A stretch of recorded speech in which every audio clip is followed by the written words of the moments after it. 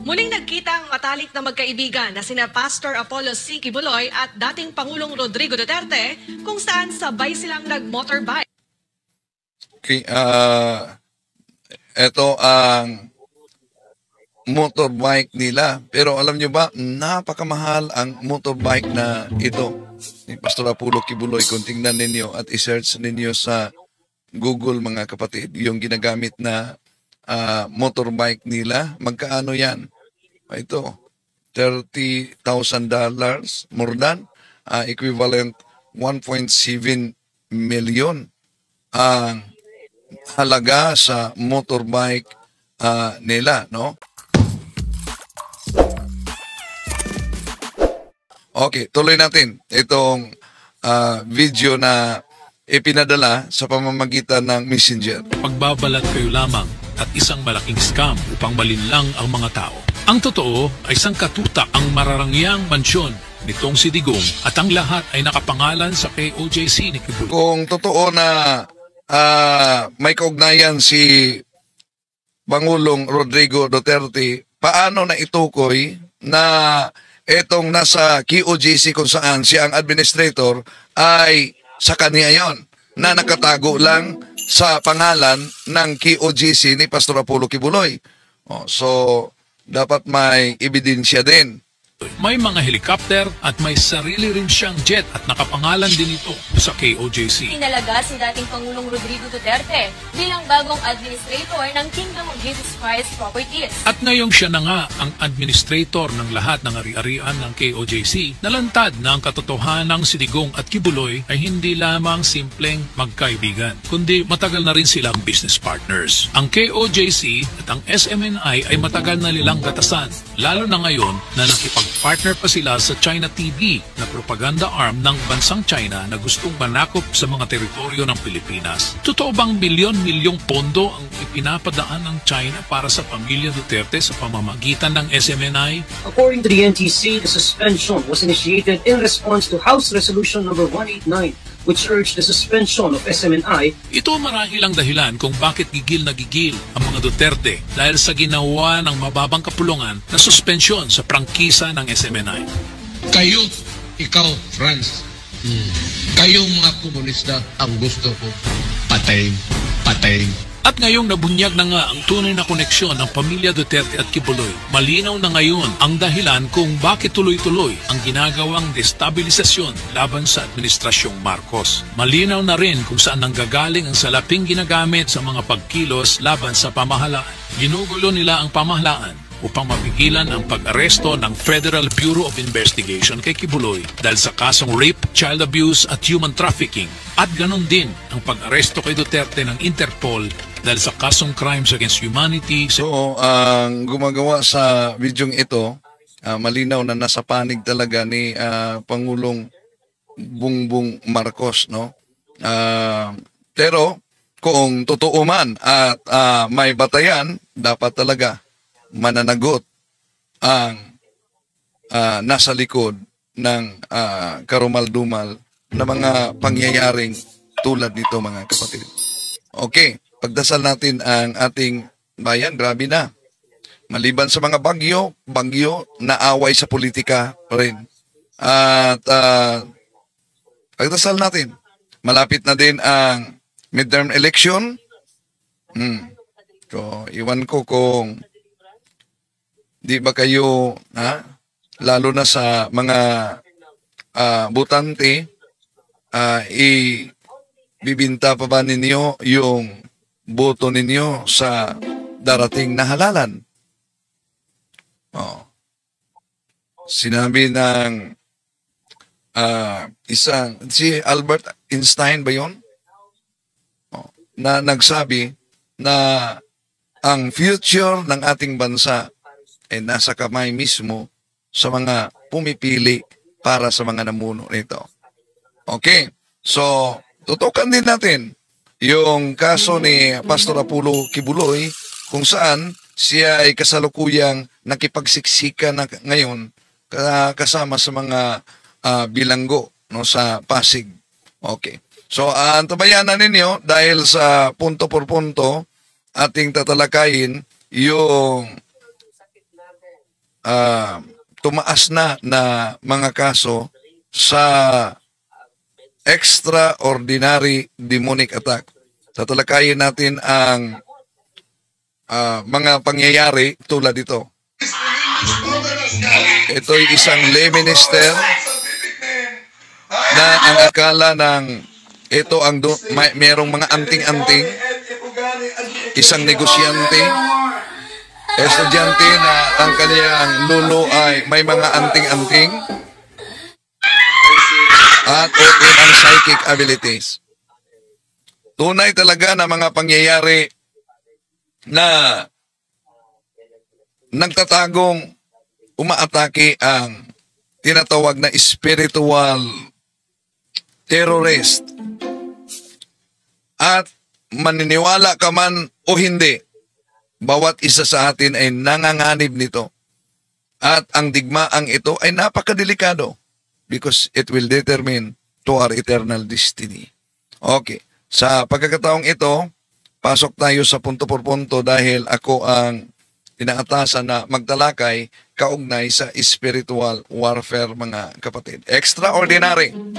Nakita ninyo dito sa diagnostic interview pa lang, yon, may reaksyon na.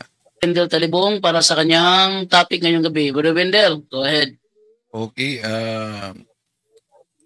Sa pagkakataong ito, sandali wala palang sound. Di ko narinig. Di ko napansin kanina. Walang sound pala. Sa lahat natin mga kapatid na sumusubaybay ngayon, okay. Tatalakayin natin ang kaugnay sa spiritual warfare. No? Spiritual warfare, digmaang spiritual. Ito'y kaugnay sa isang kaso ng lay minister na nauna nang na-interview sa aming exorcist. Ngunit, may pagkukulang dito ang exorcist namin dahil ang findings niya ay psychological lamang. Bakit psychological? Dahil una, sabi kasi ng isang lay minister, di niya maunawaan yung naramdaman niya kung bakit yung kapwa niyang lay minister talagang hanap niyang gusto niyang makita. Kaya ang tanong ng aming exorcist, di ka ba bakla? Di naman umano bakla siya. Pero gusto talaga niya makita araw-gabi yung kasama niyang lay minister. Ang sabi ng aming exorcist na nagkausap kami, psychological lang yan. Pero nang nagsagawa tayo ng diagnostic prayer, nagulat ako dahil nag-react talaga. Ito ang ilang pangyayari. Sandali mo na. Yun, mga pangyayari sa ito.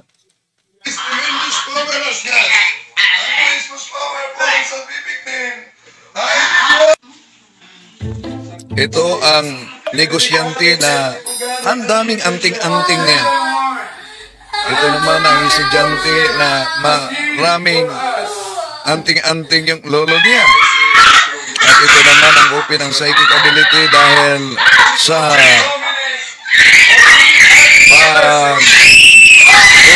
albularyo. May epekto talaga ang pagpunta sa albularyo. Kaya mag-ingat mga kapatid kaugnay diyan. So, sa interview ng aming exorcist, sabi niya, konklusyon niya, psychological, dahil itong minister na ito ay talagang hinanap niya yung kapwa niyang minister. Gusto niyang makita araw at gabi. Kaya pinagduduahan siya, baka bakla ka. Kaya konklusyon ng exorcist namin, psychological lang ito. Pero nang nagsagawa ng tinatawag diagnostic prayer, yun na. Ito, nag-react siya.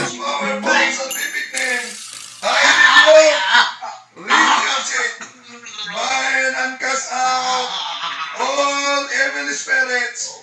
I So, nalaman na yung mga ninuno pala niya, maliban na mga albularyo, may mga anting-anting. Grabe, no? May mga anting-anting. At dahil sa grabe ng occult contamination niya at sa kanilang pamilya, 2 sa kaniyang kapatid ang nag-suicide. So, grabe talaga. At ito namang open ang psychic ability sa diagnostic prayer lamang, prayer for protection, makita ninyo, nag-react na. From sickness, from all harms, and from accidents. If any of us has been subjected to any curses, hexes, and spells, I declare these curses, hexes, and spells null and void. In the name of Jesus Christ, if any evil spirits have been sent against us, I decommission you. In the name of Jesus Christ, and I send you to Jesus to deal with as you will. Then Lord, I ask you to send your holy angels to guard and protect all of us. Sa prayer for protection pa lamang yan. No, prayer for protection pa lamang ito. No. Kita ninyo na re-react na, no? May nagtatago talaga. Hanggang naging normal siya. Ito. Refugee! No, naging normal na siya dito, pero hindi yan ibig sabihin na totally liberated na.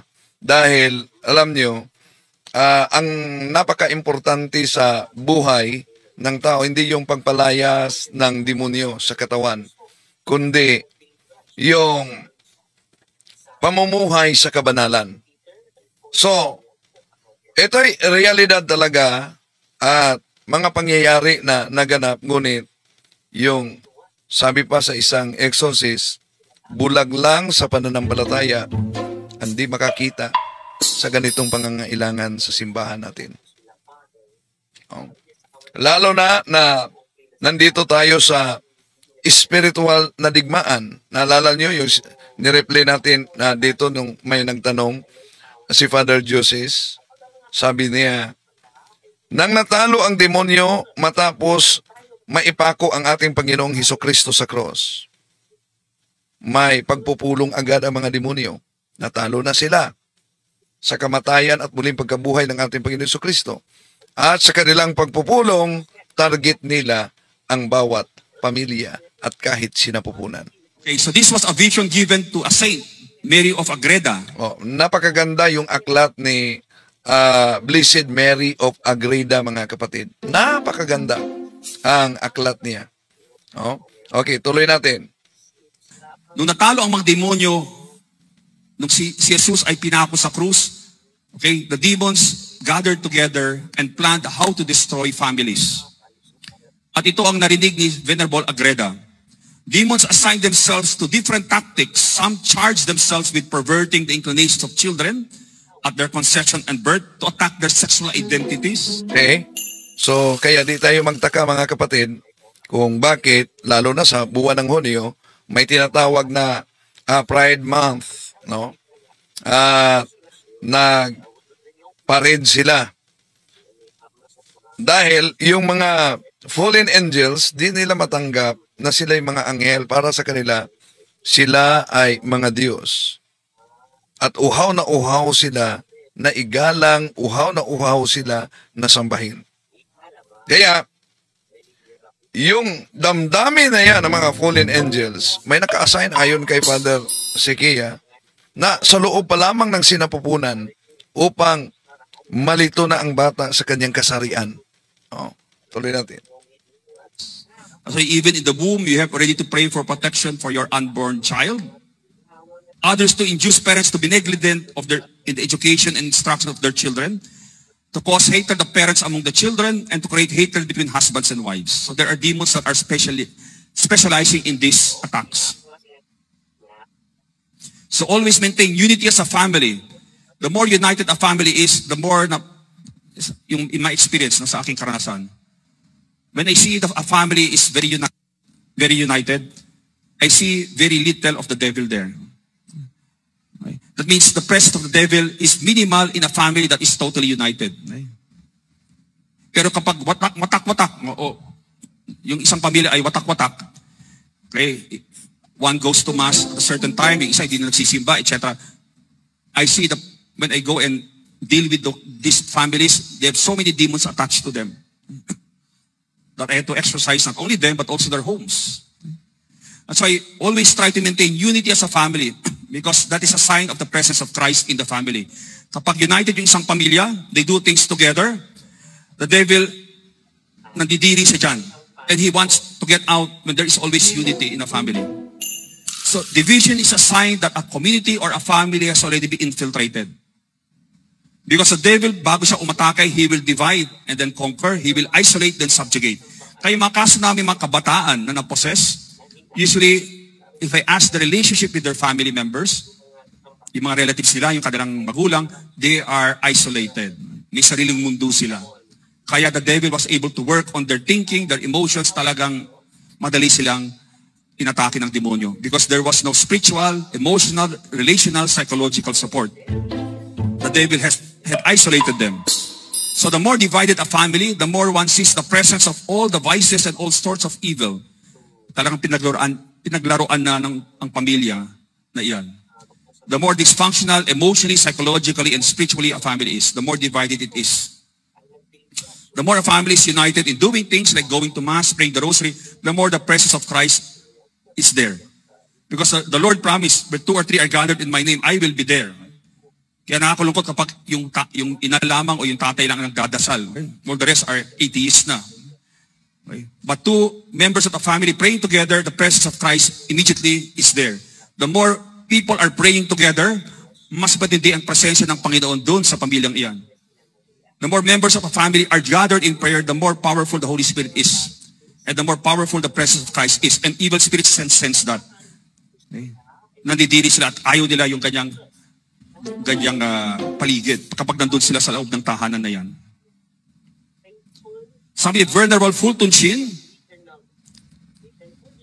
the diabolic comes from the Greek word to tear apart. The spirit of the diabolical is one that destroys unity, that breaks asunder.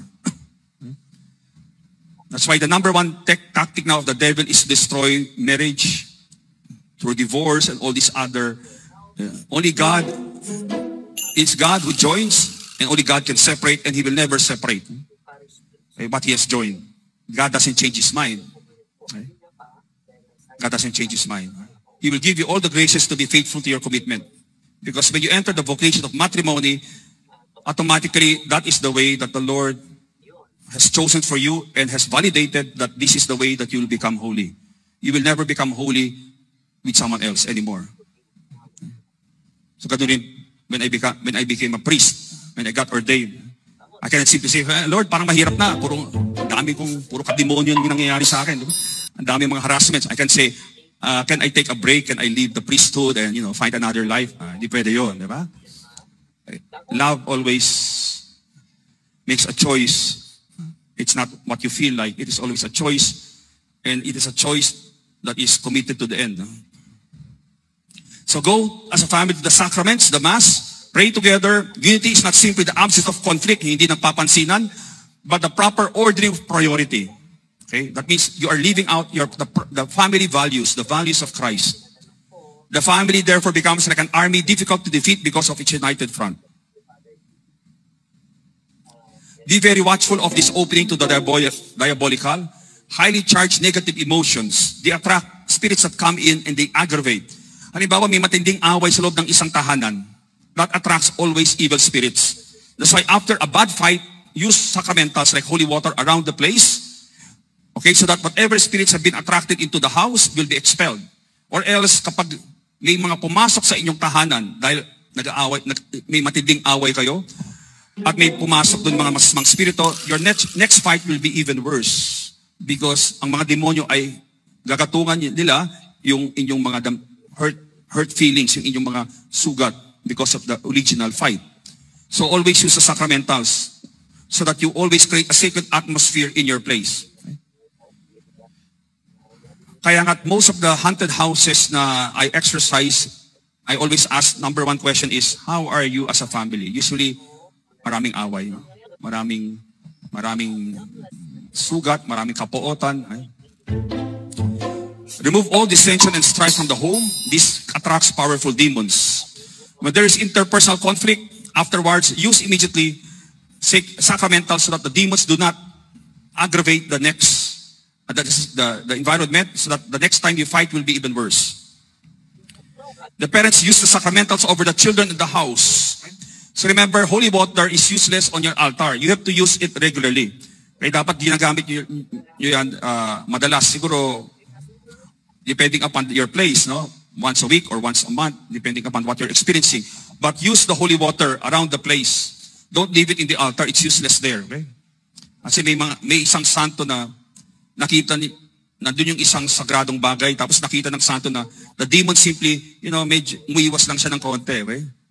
So, use the holy water around your home and add a prayer always. Lord, keep my home free from evil and may the Holy Spirit dwell here. Always add a prayer. Because mas mabisa yung sacramentals kapag may dasal, may kasamang dasal. Because may kasamang pananalig at pananampalataya sa Diyos yan. Faith, the use of the sacramentals with more faith makes the sacramental more effective. At ang mapait lang mga kapatid na katotohanan, may obispo at pare di maniniwala sa sinabi ni Father Jose Francisco Siqueira.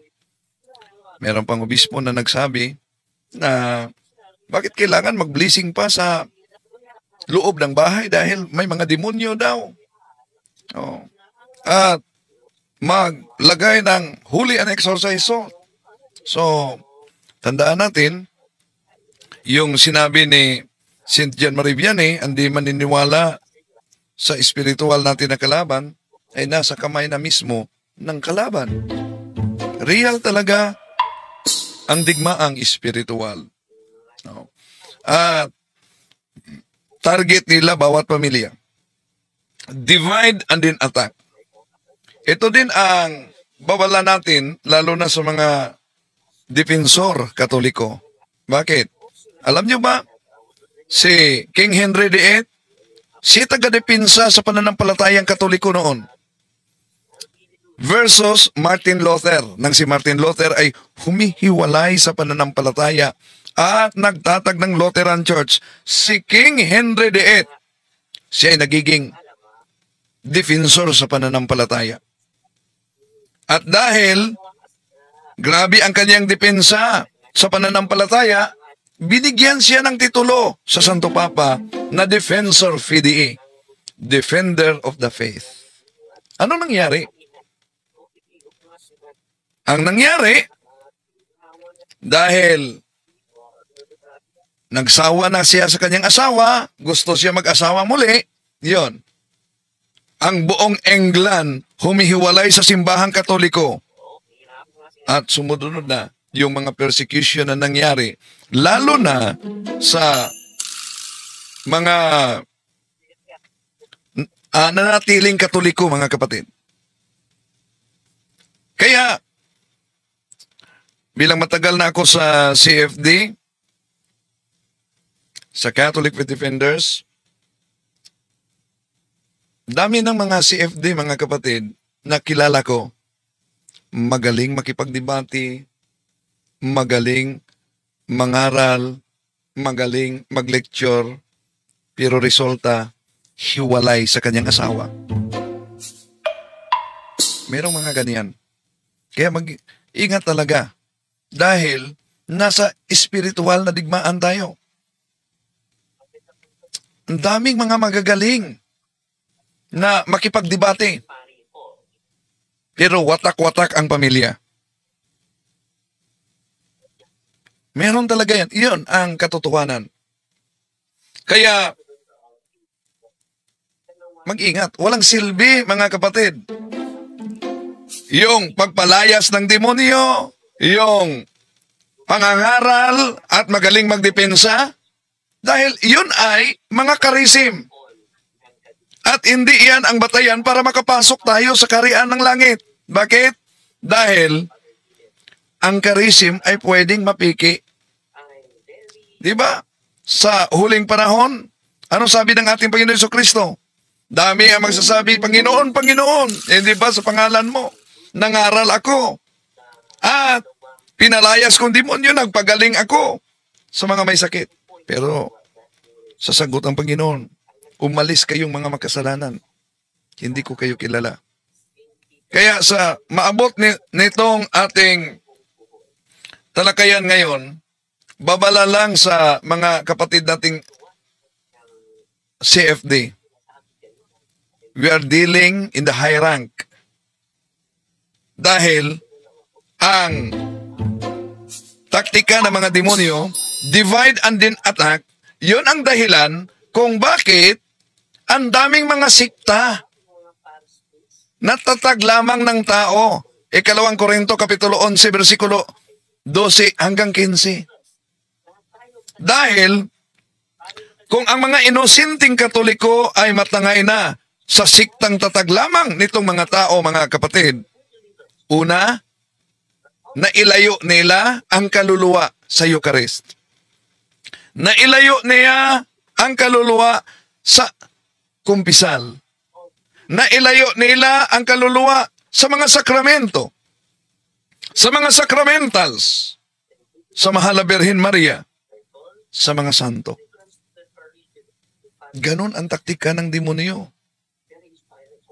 Kaya, sa mata ng mga kapatid natin sa ibayong pananampalataya, ang Katoliko ang kawawa. Pero ang realidad na sila'y natangay, karamihan, sa siktang tatag lamang ng tao, katuparan sa unang Juan 2:18-19, nandito na ngayon ang mga Antikristo. Sila'y galing sa atin, ngunit sila'y humihiwalay sa atin upang makilala na sila'y hindi talaga kasama natin. So, ulitin ko, mga kapatid na CFD, duble natin ang ating prayer simula mismo sa ating tahanan. Bakit? Siguro alam niyo naman na may mga kilalang mga magaling na debitador, magaling mangaral, ngunit watak-watak ang pamilya, hiwalay sa asawa. Di napansin nila yan. Natamaan na sa atake ng kalaban natin. At maliban dyan mga kapatid, yung ipinakita natin na estudyante dahil sa paglapit sa paulit-ulit na pagpagamot sa albularyo at may mga anting-anting, yung mga ninuno, grabe talaga. So, marami pang kahit sa loob ng simbahan, di maniniwala na yung albularyo ay delikado. May di naniniwala kaugnay diyan. Kaya,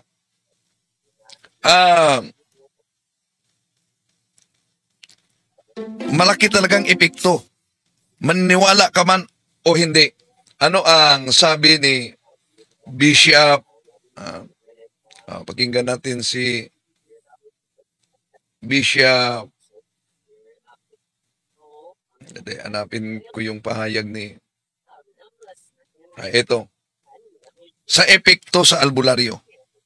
Pag sinabi natin, kailangang gumaling ako at all cost, anuman gagawin ko, kahit mga ritual yan, mapapalayo tayo sa Panginoon. At mawawalan tayo ng ginto patungong langit, ang ating suffering. Yun ang deception ni Satan. Huwag ka nang mag-suffer. No, hindi mo na kailangang masakit pa. Huwag ka nang mag-suffer. Kinukuha sa atin ang krus natin. Ang krus, ang daan, papuntang langit. So nakita natin ang deception ni Taning. Okay, they are contrary to the virtue of religion. Okay. Ito pa po, may isa pa. Yung mga traditional cures, ito po, recourse to traditional cures. Ang ibig sabihin ng traditional cures, yung mga dahon-dahon, di ba? Which are okay. Yung mga hilot, okay po yan. Pero kailan nagiging masama? Sabi dito sa teaching, sa CCC ng ating simbahan, when there is an invocation of evil powers. Ano ibig sabihin? Pag meron ng orasyon. merong isang kapatid tayo sa isang ganitong orientation, sabi niya, Bishop, naghihilot po ako. At habang naghihilot ako, pinipray ko yung pasyente ko. Hindi niya alam pero pinipray ko siya, sarili ko lang. Hindi, wala namang masama doon, Bishop, di po ba? Sabi ko, oo nga, wala namang masama. So sabi ko, and then biglang may pumasok sa isip ko, sabi ko, Sister, bukas po ba yung third eye nyo? May nakikita kayo ngayon? At ang sagot niya, opo, Bishop, may nakikita po ako. Kaya ang kanyang prayer, contaminated galing sa third eye. Nakita po natin? So that sabi ko, Sister, pwede, pag naghilot po kayo, huwag na kayo magdasal. Hilutin nyo na lang ho.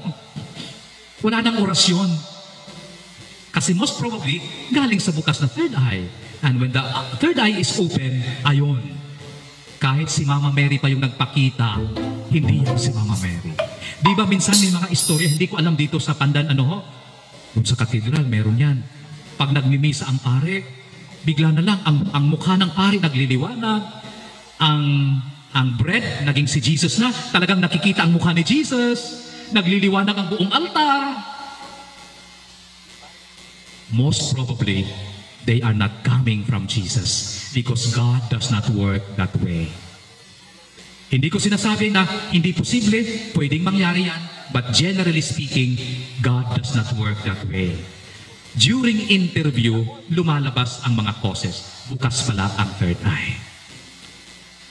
We will go to that, no? Ano ang mga causes? Bakit na-i-influence tayo? So, pag meron ng invocation of evil powers, orasyon, yan po ang hindi na maganda. Okay? Nung bata ako, naalala ko, pinaluyahan ako ng parents ko, palagi yun. Tapos, part ng seremonyas, hinihipan ako sa ulo, di ba? Nung pare na ako, ngayon ko lang nalaman na ang pag-ihip pala is reserved to priests only. And it is done during exorcism. And anybody, nakalagay po sa instruction, hindi dapat ang mga lay mag-ihip ng hangin sa ulo ng kung sino man dahil ang act na yan is proper to the priests only. Doing exorcism, pagpapalayas ng espiritu. Mga ganun. No? Bakit? Kasi pag ginawa natin yan, ayun, madali tayong ma-influence ng kaaway. Okay. Opening to the influence of the evil one. Bakit nai-influensyahan ang tao ng mga ganito? Ano yung mga opening? Bakit siya, ano yung bukas sa kanya? At napasukan na influence ng masama. Number 1, sinful lifestyle.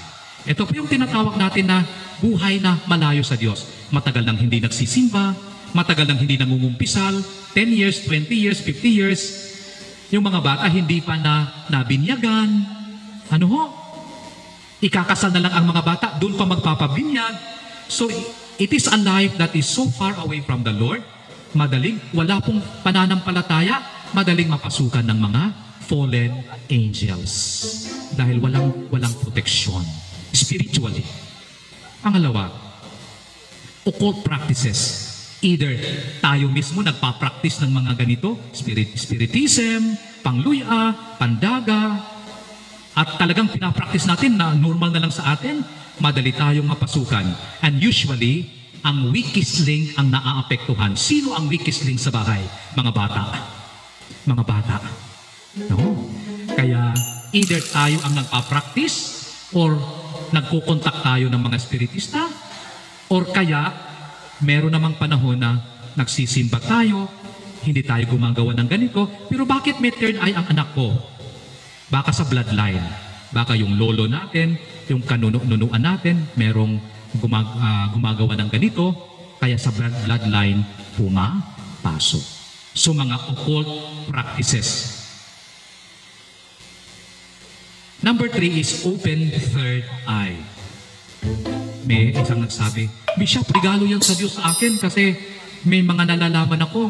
Sabi ko sa kanya, at the very least, would you be okay kung pag-usapan natin yan?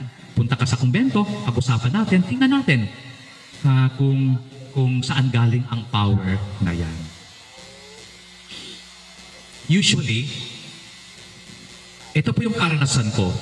Pag yung isang tao may schedule ng pre-over, first time magkikita kami, o kaya second time, tapos na ang kumpisal, magre-renounce na sunod, o kaya magko-close na ng third eye, binibigyan ko ng babala or warning ang kapatid natin. Sinasabi ko, i-discourage ka ng spirit. Lalabas ka na lang ng bahay, parang ayaw mong lumabas. May mangyayari siguro palang, for example, may mga kaguluhan na mangyayari sa bahay para i-discourage ka na huwag lumabas, huwag pumunta sa kumbento. O kaya yung mga disturbo, huwag kang magpa-disturbo. They are coming from the devils. They want you to feel discouraged para hindi ka magpunta. Hindi natin ipagpatuloy ang pray-over. So, go. Overcome that. Ask the Lord to overcome that. Kasi yun ang gagawin nila i-discourage tayo. So, open occult third eye. At pang-apat, yung mga trauma, emotional woundedness natin. Kunyari, matanda na tayo, pero sa puso natin, galit pa tayo sa tatay natin na matagal nang namatay. Dahil nung bata pa tayo, pinagalitan ka, nilagay ka sa sako, at ang sako nilagay dun sa kusina. No, hindi mo makuha ang takot, ang galit sa tatay mo, that can be an entry point ng kaaway. O kaya galit ka sa neighbor mo, galit na galit ka, yan pwedeng panahanan, stronghold ng kaaway. Kaya galing sa galit, nanganganak ng ibang kasalanan. Galit, bad thoughts. And then, yung galit mo, nagplano ka na batuhin ang bahay, binato mo, 3 na. Nasira ang window shield, 4 na. So nanganganak ang isang stronghold sin ng other sins. At pag nakakapit ang demonyo doon, talagang kakapit siya doon. At sa experience po natin, ang pang-apat po ang pinakamahirap matanggal, mahil. Kasi kung hindi makapagpatawad ang tao, hindi rin mahihil. May emotional woundedness, trauma, sexual trauma. Nung bata pa, may experience ng ganito, hindi na-overcome. Kaya kailangan pong magpatawad talaga at ma-process ang ating mga trauma. Kasi ang trauma, sugat po yan At doon na-attract yung mga kaaway natin. Dinidisturb tayo lalo. Okay? Last, malapit na po tayo matapos. Paano tayo naaapektuhan? O kanyari, bukas ako. So paano ako maaapektuhan? 2 pamamaraan. Ordinary way at extraordinary way. Ang ordinary way ay temptation. Sa temptation, hindi sila nagpapahalata. Hindi sila nagpaparamdam. Pumapasok lang sa isip, di ba? Araw ng linggo, biglang umambon. Ambon lang naman, hindi naman malakas ang ulan. Biglang sinabi, ay ayoko na lang magsimba kasi baka lagnatin ako. O yun, na-tempt tayo ng kaaway. So, ordinary way. Extraordinary way. Ang ibig sabihin lang po ng extraordinary way, nagpaparamdam sila. Dahil majority na sila sa buhay natin. More than 50% na yung influence nila kasi hindi nagsisimba ang tao, maraming occult practices, may trauma pa, kaya madaling mapasukan. Imagine, sabihin na natin, 60% ng influence ng devil. Kaya tinatawag natin yan na obsession. Ang atake ay sa mind. Hindi makatulog, malalaswa ng mga picture, laging nagdi-dream, nananaginip ng masama. Parang hinahabol palagi pagising. Okay? And then, masasamang isip. Puro negatibo ang pag-iisip. Okay naman yung maging negatibo, pero may pangako na talagang hindi matanggal-tanggal ang negativity. So, in summary, sa isip mo yung atake, mga negative thoughts, dreams. Pangalawa, pag lalo pang lumala, 80% na ang influence, tinatawag na oppression. Hindi lang sa internal, kundi pati sa katawan, nagkakasakit. May mga kaso po tayo ngayon na ilang buwan napansin ng pamilya, bawat buwan, bawat semana, may isang nagkakasakit. After 1 week si tatay, after another week yung anak, after another, halos walang araw na walang may sakit. Pagdating sa ospital, normal ang laboratory. At nung magsimula kami sa pag-process, interview, mag-pray over, mag-close ang third eye, ayon, hindi na sila nagkakasakit. Kasi ang gusto ng kaaway, talagang pahirapan tayo. So, sakit, negosyo. Bakit pa ang negosyo ko ngayon bumaba? The past 3 years, okay naman. Pero, ayan, dapat nating i-examine bakit nga bumaba. Baka may ginawa tayo na nakapasok sila. At saan tayo magtatanong? Doon sa apat na inano natin, diniscuss natin. Kunyari, merong isang bata na dadalhin dito sa kumbento dahil napuposes. Usually, ang interview ng pare, doon sa apat na yun, tatanungin ng parents, nanay, nagsisimba ba kayo? Nabinyagan ba ang batang ito? Pangalawang tanong, nagpa-practice ba kayo ng mga occult practices? May batakbungan ba ang batang ito? May anting-anting ba ngayon? Kaya pag oo ang sagot, ayan, yun ang mga most probable na entry point. Okay? Pangatlo, bukas nakakakita bang anak nyo ng kung ano-ano? May takot ba ang bata? May galit ba ang bata? So, doon papalibot ang interview. So, oppression. Bakit ba ang dali naming mag-away sa bahay? Kunting sagi lang ng braso, nagsisigawan na kami. Nung una, hindi naman. There can be an oppression in there. And many times also, oppression can take the form na parang possession na nawawala sa sarili, nagsisigaw, ang lakas-lakas. Sometimes, ganyan ang nangyayari. At pangatlo, possession, 100% talaga. Pag napoposes ang isang tao, ang sense lang po, ang katawan lang po, hindi ang espiritu. Kasi the spirit belongs to God. Kaya ang mata, pag nakatingin sa iyo, ang tingin sa atin, iba na. Kasi pinaglalaruan ng demonyo. At pang-apat, ang tinatawag na infestation. Dito pumapasok ang haunted house, no? Na i-infest, pinaninirahan ng mga demonyo ang isang bahay na walang tao. Dito din po pumapasok ang mga estatwa natin. Kasi di ba pagpunta natin ng spiritista, makita natin sa altar, ang daming image ni Mama Mary, Santo Niño, San Antonio, Saint Michael the Archangel. Kaya sasabihin natin, Bishop, okay naman yung spiritista na nagpagaling sa akin kasi ang dami niyang estatwa sa bahay. Tsaka nag-rosary pa kami. Ang sagot ay ito, pwede pong ma-infest. Pwede pong panahanan ng bad spirit ang image ni Mama Mary, ang image ng mga ribulto natin kung ginagamit sa hindi mabuti. Kaya hindi porket may imahin sa bahay ng kapatid natin, ay katoliko yun. Hindi po. In fact, meron din po tayong kaso. Tapos na-resolve na ang kasong ito. Sa isang bahay, nagulat na lang yung parents nung ang dalawa niyang anak hindi makatulog. Gabi-gabi parang napuposes, natatakot. Kaya in the course of the interview, during the weeks na natatakot sila, simula natatakot lang, hanggang nabuksan ang third eye, may nakikita na sila. So palala ng palala. Anyway, ang resolution, nung ma-interview natin ang parents, in passing, kasi tinanong ko, ano bang nasa bahay po ninyo na galing sa mga espiritista, albularyo?